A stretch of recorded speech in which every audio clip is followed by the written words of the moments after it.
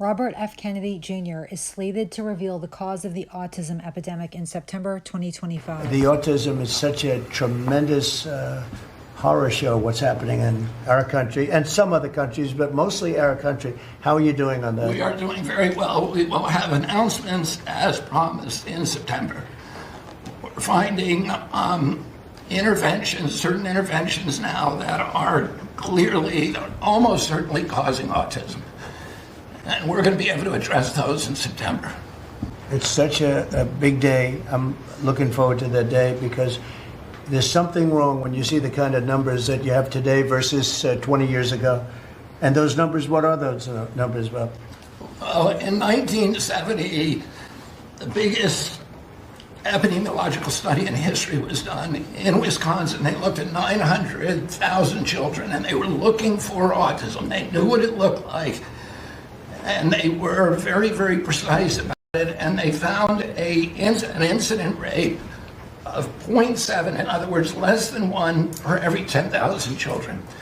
Today, our most recent numbers are 1 in every 31 kids. It's probably actually much worse than that because California, which has the best collection system, is reporting 1 out of every 19 children, American children, has autism, 1 in every 12.5 boys. So it's gone from less than 1 in 10,000 in 1970 to 1 in 12.5 boys. Think of those numbers.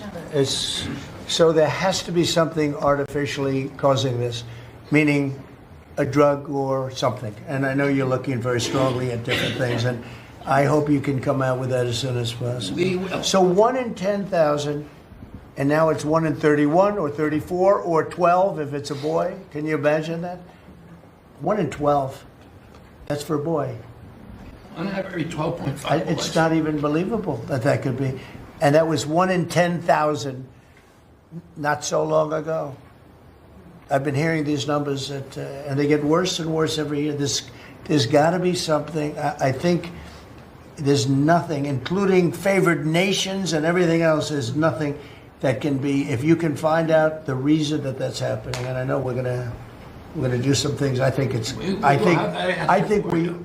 we maybe know the reason, and I look forward to that press conference, to be with you on that press conference. That's going to be a great thing. Thank you, Bob. You're doing a great. To repeat what President Trump just said, there has to be something artificially causing the autism epidemic, meaning a drug or something. As of right now, August 2025, there's been no indication from President Trump or Robert Kennedy as to what the potential cause or causes are. In April, Robert Kennedy had a news conference on this subject, and one statistic that he quoted seems to be overlooked by many people. 25% of the kids who are diagnosed with autism are nonverbal, non-toilet trained, and have other stereotypical features. This is a preventable disease. We know it's an environmental exposure. It has to be. Genes do not cause epidemics. They can provide a vulnerability. You need an environmental toxin. This is an individual tragedy as well.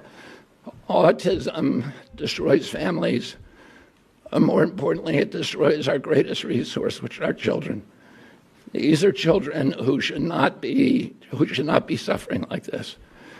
These are kids who, many of them were fully functional and regressed because of some environmental exposure into autism when they're 2 years old.